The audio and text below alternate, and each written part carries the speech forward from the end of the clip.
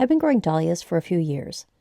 Before the blooms start this year, I want to document where everything is and how the plants are developing. This year I'm growing dahlias in 3 beds plus a handful of pots. Some were divided this spring, some overwintered in place, and a few have been moved around as I've tried to solve various problems and fill in gaps. Plus I picked up a few new ones. Later in the season, I know I'm going to be wondering why one plant is huge and another one is tiny, whether it started as a single tuber or a large division, and which were first to bloom and when. So this is a look at my dahlias in late June of 2026 before the bloom season gets underway. In 2023, I grew dahlias in pots only. Then I filled this original dahlia bed the following year. This year was my first attempt at digging and dividing tubers. I emptied this bed, and the first few clumps I divided aggressively, and it was more involved than I had time for just then, so I ended up only dividing into slightly smaller chunks or replanting them mostly intact. Most of the footage is from June 24th, 2026, in the middle of week 26. If it's something different, you'll see the date on the screen. Touche along with Groovy were 2 of the first ones that I divided, so that's why this guy is so small. Lowrider was one I just dug up, cleaned up, and just put back in.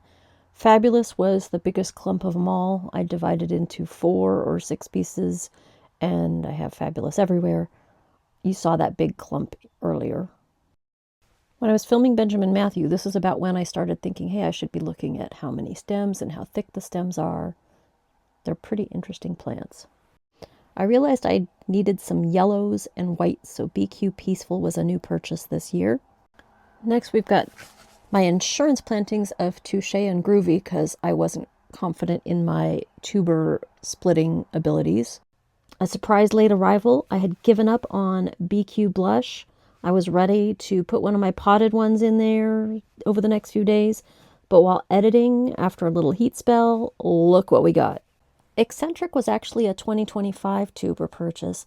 It just never did well where it was, so I decided I would move it. I really like it, and I wanted to give it the best shot, so I figured I'd put it in the bed with the new soil, and it still doesn't look all that great. Nighty night, I've got this clump and another chunk or 2 around. We'll see. Oh, honey, I didn't divide it all except a couple tubers that came off as I was doing some cleaning. You'll see this again later. And to round out bed A, the little original Groovy division.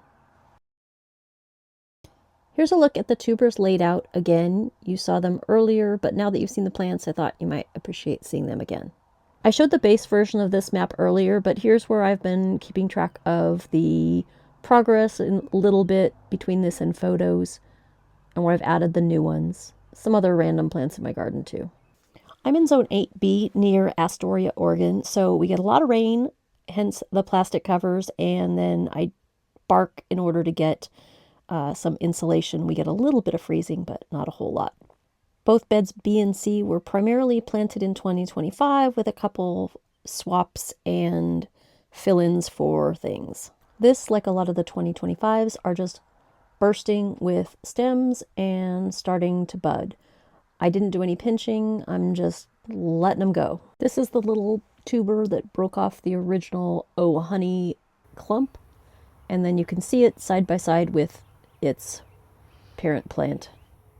The rest of these I don't have a lot to say. I'll jump in when something seems pertinent.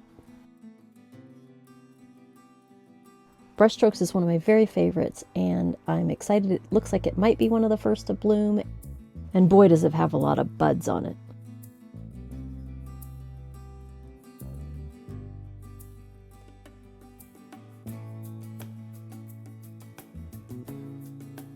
I did need to water. I don't know if this one looks a little droopy because of that, or if it is mole or vole activity, which would be a first for me, them disturbing any of my plants, and fingers crossed that's not it.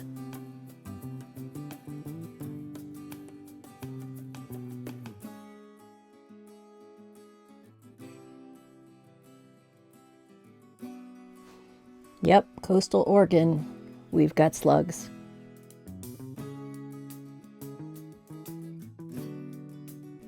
Big ones, and lots of them.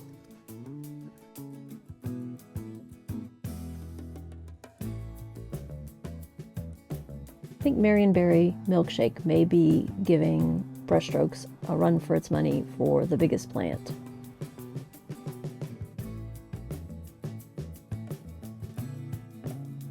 This picture from when I just finished uncovering the bed matches the orientation of the plastic picture and the maps.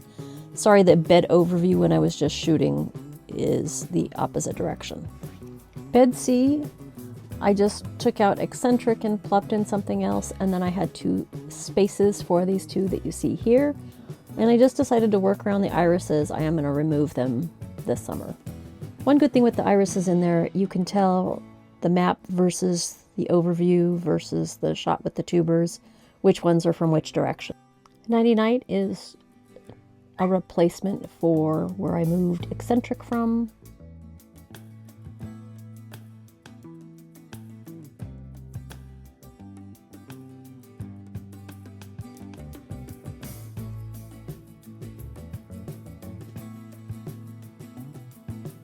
Having barefoot in both bed B and C was an accident. I just mistakenly ordered 2 tubers last year.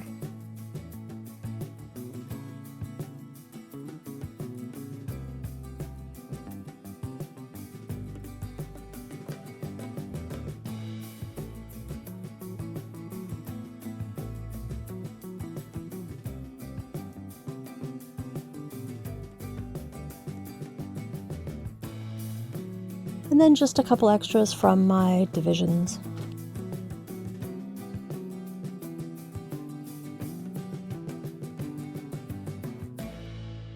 Now onto my pots. These are 2 big chunks of Fabulous when I divided that into 4ths or 5ths or something. The one in the white pot is White Fawn, one that I purchased this year. I placed an end of the season order from Swan Island at 35% off, and mostly I did it to get Mai Tai. You can see that it's the one that is coming along the most slowly, and I don't know if it's going to make it. And last but not least is this little unknown variety I was gifted from a friend. It's a peach semi-cactus, and I can't wait to see what it looks like. And I couldn't end without some blooms, so this is my last haul from last year, just to get us in the spirit. I'm Em, thanks for being here. I'm doing tours of my garden weekly, fingers crossed. So if you want to see more dahlias and veggies and garden and yard projects that are way overdue, come back and check out the channel again. Thanks!